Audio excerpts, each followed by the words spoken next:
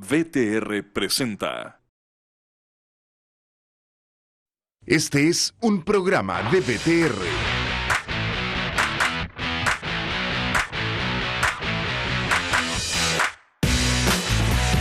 Estamos en tu ciudad. Miramos tu realidad. Panorama 15. La voz de las regiones.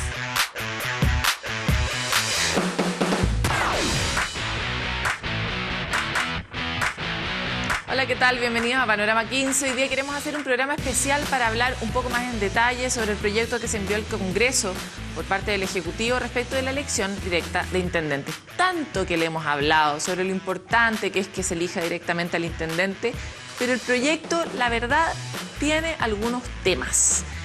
¿Cuáles son esos temas? ¿Qué debiéramos cambiar? ¿Por qué? Para que el proyecto fuera más perfecto. Para eso conversamos hoy día con un ex comisionado de la Comisión para la Descentralización y el Desarrollo Regional, además abogado, especialista, así que quédese con nosotros que aquí comenzamos Panorama 15. Realmente va a ser entretenido, quédese.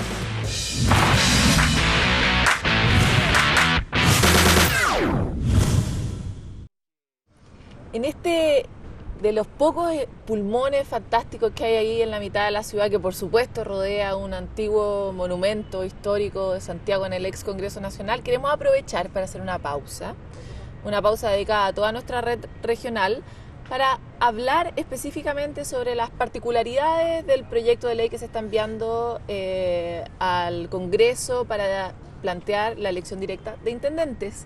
Y para eso estamos con un amigo, especialista, excomisionado de la comisión a la que le dimos todo tipo de cobertura. Usted se habrá dado cuenta, de la Comisión Asesora Presidencial para la Descentralización y el Desarrollo Regional, Juan Andrés Varas, abogado, exintendente, todos los ex y todos los futuros que te vienen, bienvenidos. Es una larga colección de ex, efectivamente. Lo primero, un saludo muy cordial a ti, Paloma, y por cierto, a toda la gente que te sigue desde las regiones y desde Santiago, los que tienen el corazón regionalista. Un saludo muy cordial y, por cierto, un agrado estar aquí contigo. Sí, para nosotros también. Juan Andrés, queremos invitarte a una conversación bien en chileno, súper concreta. Tú estarás muy acostumbrado a hablar en lenguaje legal y a hablar con seres muy ilustrados, pero del otro lado estamos todos nosotros, que necesitamos entender por qué ciertas cosas están bien o cuáles serían mejores. Y en ese sentido, invitarte a conversar en una mesa regionalista sobre qué te parece en particular el proyecto que envió el Ejecutivo para la elección directa de intendente. Para decirlo de la manera que tú me lo pides, es decir, de una manera directa, al hueso y sin rodeos, es un proyecto que a mí me parece que no es bueno para Chile y no es bueno para las regiones. Es un proyecto que en definitiva mantiene un grado muy importante de la actual estructura centralista de la distribución del poder en el país, la disfraza de alguna manera, que podemos conversar y explicar más adelante, y no genera auténtico poder regional. Por el contrario, se trata de un proyecto que más bien genera una situación de tensión al interior de las regiones, una enorme posibilidad de frustración ciudadana que va a elegir a alguien que no va a tener ningún poder para resolver los auténticos problemas de la región, y que en definitiva, si se llegara a aprobar como está condenado a producir muchos más problemas que los que va a solucionar. Juan Andrés, cuando tú dices que el proyecto le hace mal a Chile, ¿en qué sentido podría ser un mal proyecto? Así, directamente, para muestra un botón. Lo que la ciudadanía pide en regiones, según nosotros pudimos comprobar en un trabajo de terreno el año pasado en la Comisión Asesora Presidencial, es elegir a la persona que manda en la región, para decirlo en términos muy sencillos. Bien, el proyecto no concreta ese anhelo ciudadano, no concreta además esa promesa que ha sido una promesa electoral de todas las campañas desde el año 90 para adelante, de todos los candidatos de uno y de otro bloque mayoritario. ¿Por qué no lo concreta? Y no lo concreta porque nos va a hacer a los ciudadanos elegir a alguien que en realidad vamos a llamar intendente, pero que no va a tener nada del poder que hoy día tiene el intendente. Ya, entremos en definitiva, lo que vamos a hacer los ciudadanos es elegir al presidente del Consejo Regional y nada más. Si ustedes miraran el proyecto, es una lata esto de entrar es una lata, pero parece esta entrevista. En textos de reforma constitucional. Pero a veces conviene darse el trabajo, porque además este es un trabajo muy sencillo.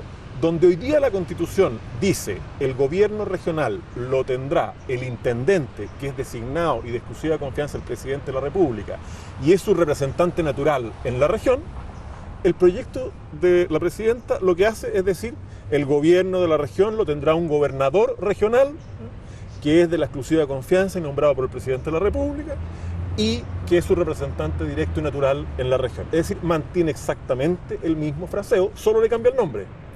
El actual intendente se va a llamar gobernador regional en el proyecto del Ejecutivo que nosotros estamos tratando de que no llegue a puerto porque nos parece que es un mal proyecto.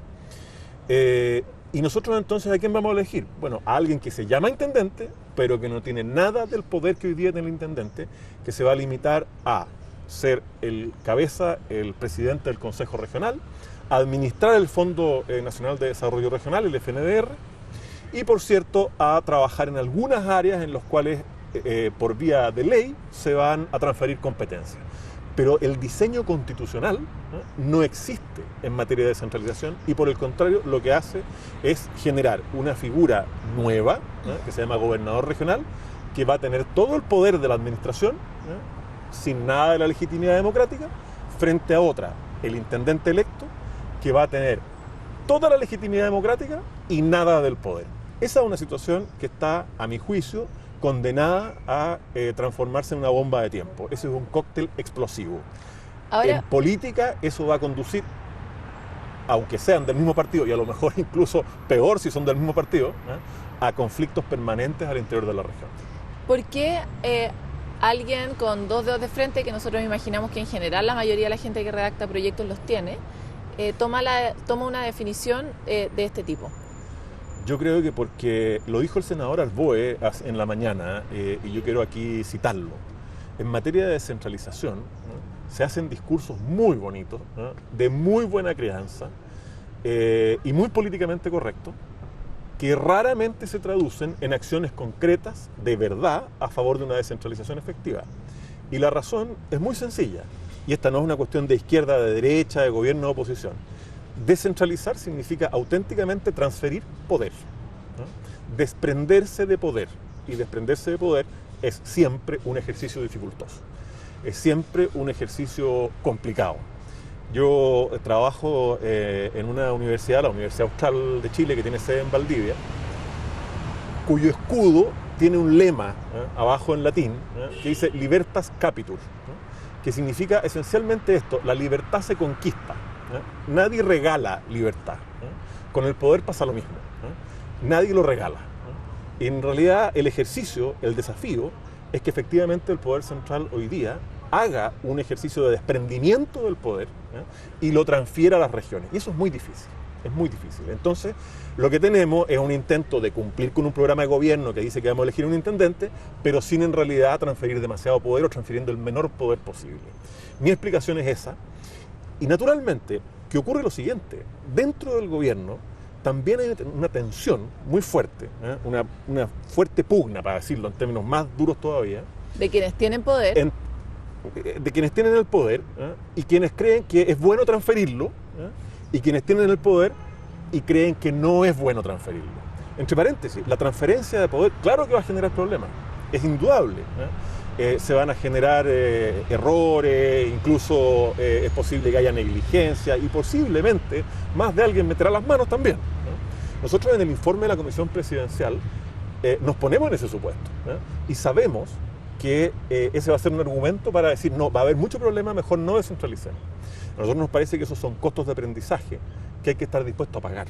Y que pocas cosas van a ser peores que las que ya vivimos hoy a propósito del centralismo, además. Efectivamente, además, digamos, si en un esquema centralizado viviéramos en un paraíso, en el mejor de los mundos, uno dice, mire, arriesgar esto es muy complicado.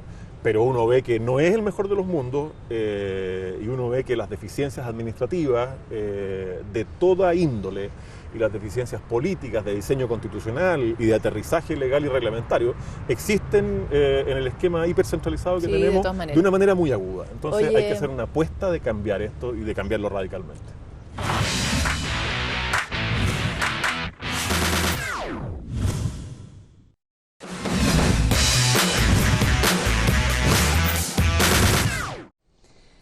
cambiamos de locación, tenemos otro ruido, otro espacio para meternos un poco más reflexivamente en torno a los temas que ya venimos planteando. En el fondo, para recapitular, para quienes no vieron la primera parte, en el fondo tenemos un proyecto de ley enviado que tiene como propuesta la elección directa, o sea, como título la elección directa de intendentes, que efectivamente ocurre, pero en términos concretos las atribuciones que van a tener ese intendente no están delineadas y están más bien adjudicadas a una nueva figura, que es esta figura del gobernador.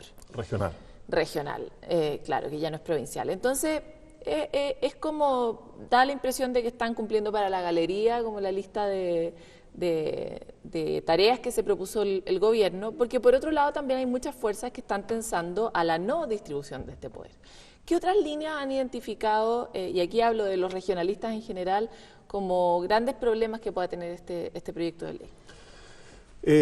Paloma, yo diría que recordarle a la gente que es un proyecto de reforma constitucional. Aquí lo que hay que modificar es la Constitución Política de la República.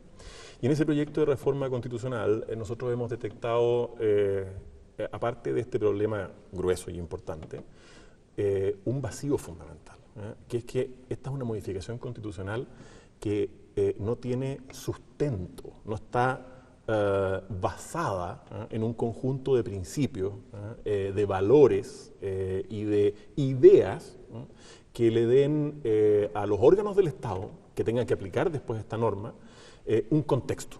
O sea, nosotros aquí establecemos una elección de una figura sin ningún contexto de principios políticos y administrativos con los cuales se funcione. ¿Qué es un contexto de principios políticos y administrativos constitucionales con los cuales se funcione, para que la gente se entienda? Básicamente una cuestión de finalidad. ¿Para qué?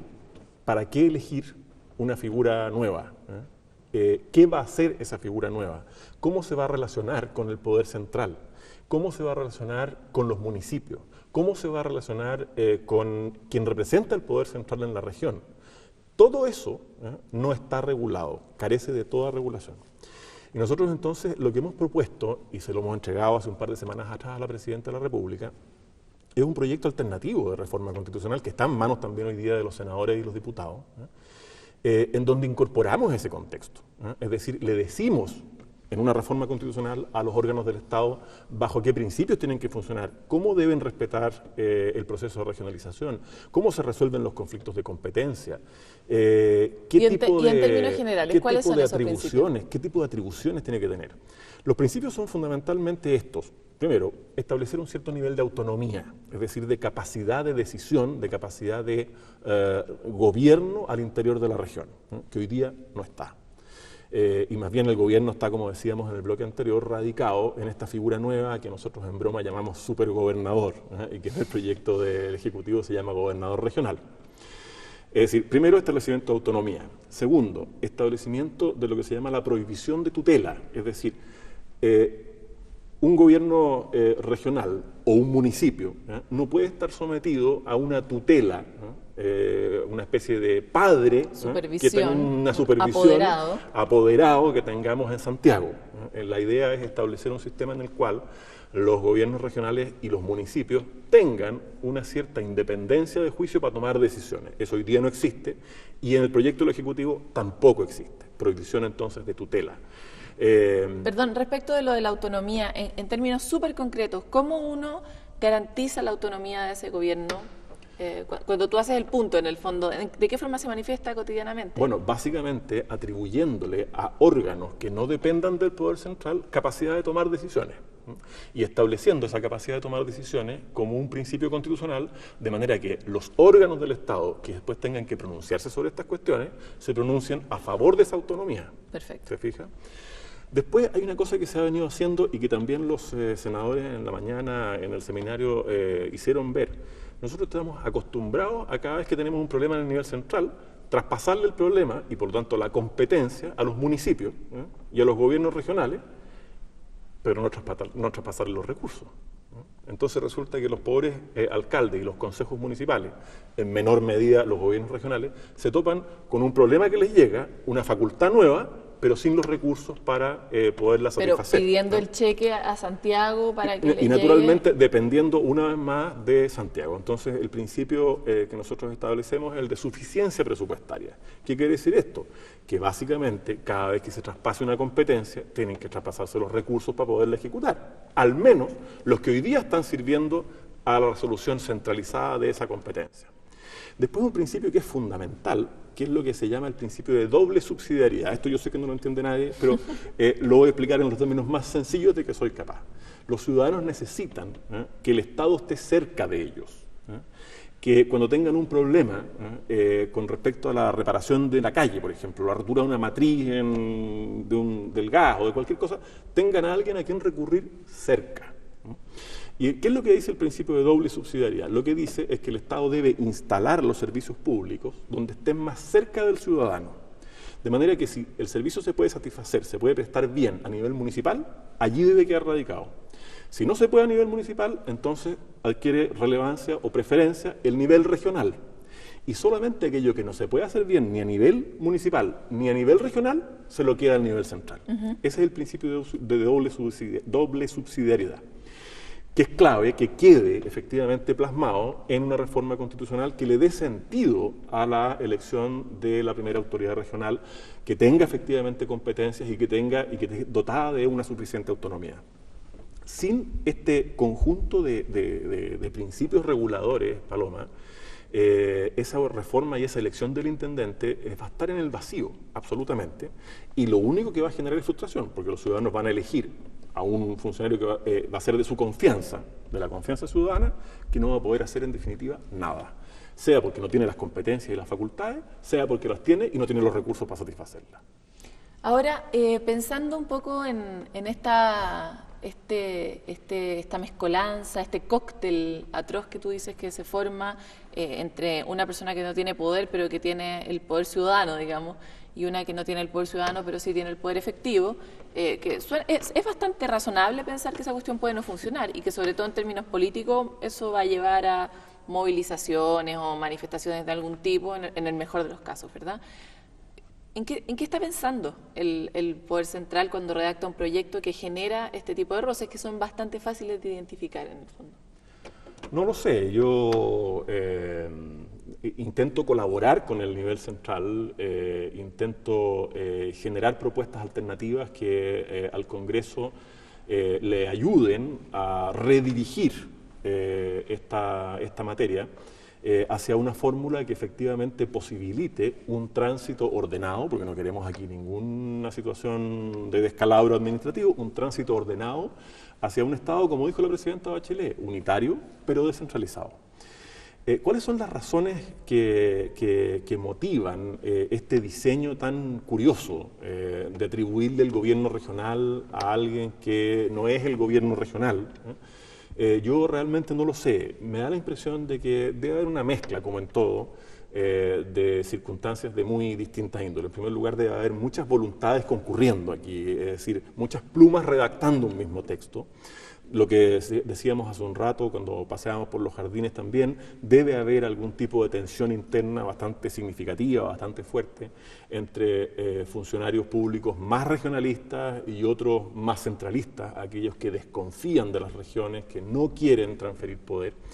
Y esa multiplicidad de plumas, sumada a esta tensión interna, lo que genera es un proyecto que resulta poco satisfactorio y poco sustentado en una base de principios más o menos sólida, que es lo que se necesita. Hablemos sobre el pánico. El pánico, más bien el miedo, es un sentimiento que constituye bastante la identidad nacional y de hecho es muy fácil desalentar a cualquier persona hablándole rápidamente de todos los riesgos que esas cosas tienen. Lo digo porque de hecho eso es lo que ha ocurrido a propósito del informe de la comisión, que estaba compuesta por un variopinto tipo de seres humanos, de tendencias políticas y de formación muy distintas, y sin embargo todos lograron converger en este informe. y que por ciertos sectores de la sociedad, principalmente los más conservadores, ha producido mucho miedo de lo que puede ocurrir, en el fondo al desorden, a la posibilidad de que aquí esta cuestión se convierta en un gran quilombo, digamos así, este típico cosa que es como que te digan, Argentina, Venezuela, y todo el mundo como que se espanta. Como que si efectivamente transferimos poder y en el fondo plata y poder a las regiones, va a quedar la escoba, porque en cada región se va a levantar una especie de pequeño tirano, que es este intendente, sin ninguna capacidad intelectual o de habilidades de administración, y se va a echar en el fondo la región a la espalda, ¿verdad? Un poco ese, por ponerlo en la peor de las caricaturas, es el pánico que tiene el mundo más conservador. De alguna forma eso va a pasar. Es inevitable, ¿no? Cualquier cambio lo tiene, pero ¿cuál es la sensación que tienes tú, que participaste de la comisión y que además perteneces no necesariamente a la facción oficialista, ¿verdad?, de esta comisión, sobre qué efectos va a tener esto sobre la vida de los ciudadanos? A ver, la pregunta es muy motivadora porque dan ganas de agarrarla por muy distintos lados para empezar a contestarla. La primera es la idea de que la resistencia es más bien conservadora, con lo cual yo estoy completamente de acuerdo siempre que no liguemos la idea de conservador a una idea de una determinada ideología política más de derecha, ¿no? Aquí, como te decía hace un rato, hay conservadores en la ultraizquierda, que probablemente son los más conservadores en esta materia, hasta la ultraderecha. Es decir, los conservadores en materia de transferencia de poder y de mantenerlo en el centro es un patrimonio nacional es un patrimonio nacional completamente transversal. Esa es una primera observación. La segunda, a propósito de transversal, es que efectivamente la comisión que nombró la presidenta Bachelet, que trabajó entre abril o marzo y octubre del año pasado, era una comisión extraordinariamente heterogénea y muy representativa de lo que es la variedad de la nación chilena. Es decir, ahí había hombres, mujeres, profesionales, trabajadores, académicos, políticos, estudiantes. Es decir, se trataba de un ejercicio de coordinar voluntades muy, muy distintas inicialmente, y por eso es que es particularmente valioso que hayamos logrado emitir un informe por unanimidad en el 100% de las materias que estamos proponiendo. Es decir, se trató de un ejercicio dialéctico, de discusión, de debate, de convencimiento, de persuasión, que yo creo que es realmente único en el espacio de la política chilena. Sin ir más lejos, el actual informe Engel, que entregó la comisión designada por la presidenta para proponer medidas por la transparencia y contra la corrupción y la relación negocios-política, no logró consenso en muchas materias, y tiene informes de disenso en muchas de ellas. De manera que hay un valor importante en las propuestas de la Comisión de Descentralización a partir de su transversalidad y a partir de la heterogeneidad, de lo diferente que éramos todos allí.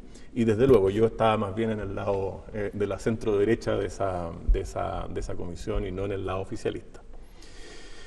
Hechas esas dos prevenciones o comentarios iniciales, claro, tu pregunta apunta a el miedo, ¿no?, esencialmente, que es un componente, yo te diría, y en eso concuerdo contigo, muy esencial del alma chilena. Totalmente, sí. Probablemente porque hemos sido golpeados, digamos, permanentemente por las catástrofes naturales y estamos acostumbrados frente a la inmensidad de esas catástrofes a tener una actitud de temor, que es la que nos preserva la vida finalmente. Es decir, si el ser humano no tuviera temor, probablemente evolutivamente no habríamos llegado a donde estamos. El temor es una fuerza de conservación, ¿no? Pero en esto yo creo que hay que atreverse porque también es de estancamiento. Porque también es de estancamiento, efectivamente, ¿no? O sea, es lo que nos mueve a arrancar de la erupción volcánica y nos salva la vida, pero también es lo que nos mueve a no movernos muchas veces de lugares donde objetivamente tenemos peligro. Y aquí el peligro, ¿no?, es quedarnos donde estamos, ¿no?, en circunstancias que ningún país desarrollado del mundo que tenga el tamaño y la población nuestra, porque lógicamente Andorra, digamos, puede funcionar centralizadamente, y ni aún así lo hacen. Pero ningún país del tamaño del nuestro ha llegado al desarrollo con los grados de centralismo que tenemos nosotros. Es decir, nosotros hoy día el miedo nos está produciendo una situación de inmovilidad que es peligrosa para lograr el desarrollo. Y de hecho lo impide. No hay ningún país que haya llegado a un desarrollo homogéneo con los grados de centralismo que tenemos nosotros. En Chile hay dos economías. Una es de Santiago y otra es la de las regiones. Si uno mira datos como, por ejemplo, dónde se construyen más metros cuadrados en Chile, es decir, la industria de la construcción, se da cuenta de que es terrible, que en Santiago se construyen proporcionalmente muchísimos más metros cuadrados que en regiones. Y eso ocurre en todas las ramas de la actividad económica, salvo las extractivas. Y eso es porque las vacas no las podemos traer a Santiago para que den la leche aquí, y porque el cobre no se puede traer a Santiago para extraerlo aquí. Porque si se pudiera, es posible que lo estaríamos haciendo también. Las regiones necesitan un desarrollo distinto, y para ese desarrollo distinto hay que estar dispuesto a correr algunos riesgos. Nosotros entendemos que esos riesgos hay que correrlos, vale la pena correrlos. Es más, en el informe de la Comisión, como te contaba hace un rato, nosotros prevemos que es posible. Sabemos que va a ocurrir. Que se genere. Claro, pues. Es decir, no hay que imaginarse un escenario idílico. Pero, ojo, el escenario actual tampoco es idílico. O sea, es muy lo opuesto, ¿verdad? Es muy lo opuesto. Y nosotros tenemos fenómenos como la situación de gobierno en la Araucanía, que es extremadamente compleja, que podrían resolverse de una manera mucho más sensata, con una aproximación regional, con una aproximación local. En definitiva, hoy día no estamos ponderando que hay un riesgo en moverse, pero que el riesgo de quedarse donde estamos es mucho más grave, es mucho peor. Y es mucho peor además porque condiciona el desarrollo del país en su conjunto. Es decir, es el futuro de Chile el que está involucrado en este miedo a moverse. Oye, Juan Andrés, para variar se nos va el tiempo, porque tú eres un gran conversador. ¿Conservador también? No, casi. Un gran conversador, así que esperamos volver a tenerte en estas ediciones para nuestra red de canales locales. Necesitamos tratar de entrar cada vez más, que todos se vuelvan especialistas en esta materia para que sean también actores. Muchísimas gracias, Paloma. Yo encantado acepto esa invitación aquí en sus estudios, porque me parece que es fundamental que la ciudadanía comience a incorporarse en estos temas que son áridos, a veces complicados de entender, pero que son determinantes para el futuro de las regiones. La ciudadanía de regiones tiene que tomar en esto una iniciativa muy fundamental, y sin ella no vamos a avanzar. Esto se avanza con la ciudadanía o no se avanza. De todas maneras. Hasta aquí llegamos nosotros. Siempre estamos tratando de que ustedes conozcan, entiendan mejor la profundidad de este problema, y que participen también en su ciudad y en los distintos lugares donde se encuentran del proceso de descentralización a través de las redes sociales, etcétera. Que nos escriban cuando no entienden algo, porque la verdad es que en general no entendemos mucho. Estas palabras son todas muy largas, tienen muchas sílabas, son muy académicas, y cuando uno se da cuenta que esto en realidad está lleno de problemas humanos, vale la pena tratar de entenderlos, ¿no? VTR presentó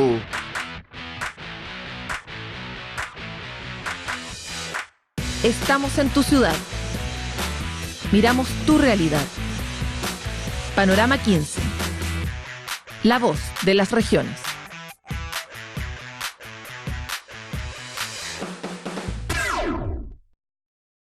Esta fue una presentación de VTR.